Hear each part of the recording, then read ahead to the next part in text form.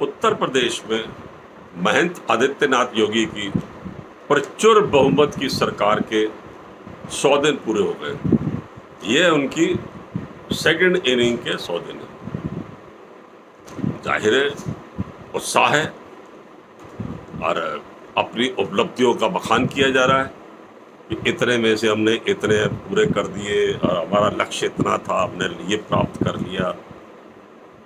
इसमें एक थोड़ा सा ये भी आ रहा है कि 844 करोड़ रुपए की अवैध संपत्ति भी इन्होंने कब्जे में ली है। जाहिर है ये उपलब्धि है। और आजकल जो जश्न मनाए जाते हैं, सरकारी जश्न, वो विज्ञापनों के माध्यम से मनाए जाते हैं। अपनी खुशी का बखान वो विज्ञापनों में करते हैं। तो जाहिर अखबार भरे पड़े, मीडिया में भी, टीवी पे भी आ रहा है 100 दिन, भाषणबाजी भी हो रही है, छुटभइये भी अपना जो है सोशल मीडिया पर खींचने पे लगे। ठीक है, चलिए मान लेते हैं आपकी कि आपकी उपलब्धियां हैं 100 दिन में। अब क्योंकि हर सिक्के का दूसरा पहलू भी होता है और ये पहलू कोई दिखाने को तैयार आजकल नहीं है, क्योंकि जो 3-3, 4-4 पेज के विज्ञापन ले रहे हैं वो क्यों दिखाएंगे। हम जैसे ही पीड़ित लोग जो वही अपनी भड़ास निकालते रहते हैं।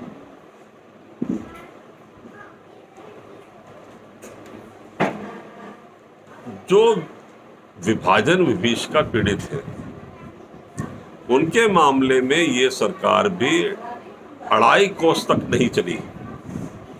ये मैं इसलिए कह रहा हूं कि इवैक्यू प्रॉपर्टी, आपने कहा 844 करोड़ की आपने अवैध संपत्ति कब्जा ली, माफिया की कब्जाई। ठीक है, माफिया पर आपकी नजर है, आपकी प्राथमिकता में है और होना भी चाहिए।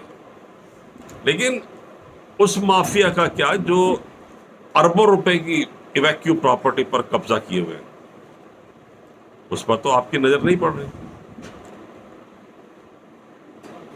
अब आप कहेंगे कि ये कैसे है। जो मुस्लिम भाई पाकिस्तान गए 1947 में, उनकी जो संपत्ति यहां पर छूटी गई थी, आज उसकी कीमत अरबों रुपए में है। ना तो वो जो पाकिस्तान से हिंदू शरणार्थी भारत में आए उनको दी गई, ना ही वो सरकारी कब्जे में आई। कहां गई, किसके कब्जे में? योगी जी, आपका बुलडोजर तो सब जगह चल रहा है, जरा यहां चला के तो दिखाइए। हम भी तो माने कि हां न्याय हो रहा है, सबके साथ न्याय हो रहा है। मैं मेरठ का ही एक उदाहरण देता हूं। यहां पर आपके सांसद भी हैं, विधायक भी हैं, पार्षद भी आपके हैं और मंत्री भी आपके यहाँ आते रहते हैं, केंद्रीय मंत्री, राज्य मंत्री। और आज तो आपके सुरेश खन्ना जी भी मेरठ में ही वन महोत्सव की शुरुआत कर रहे हैं। लेकिन इस दिशा में किसी का रुचि नहीं है, इंटरेस्ट नहीं है। मेरठ के, मैं सिर्फ उदाहरण के तौर पर बता रहा हूं, बनीसराय और गुदड़ी, इसमें करोड़ों रुपए की संपत्तियां जो है अब जिनको अलॉट की गई थी उन्हें नहीं दी गई, तो किसके कब्जे में? आदेश था कि ये संपत्तियां थानेदार जो है वो मुक्त करा करके लाभार्थी को देगा, अलॉटी को देगा। थाने तो छोड़िए, अदालतें तक नहीं सुन रही हैं। अदालत में 4 साल हो गए, मुकदमा चल रहा है और सुनवाई तक नहीं हो रही। यही की छोड़िए, आप सुप्रीम कोर्ट में देख लीजिए, सुप्रीम कोर्ट में मुकदमा चल रहा है, वहां पर भी कोई एफिडेविट देने को तैयार नहीं सरकार।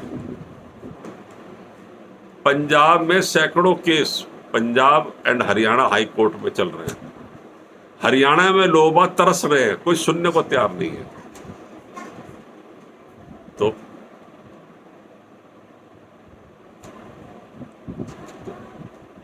न्याय न्याय कीजिए। सिर्फ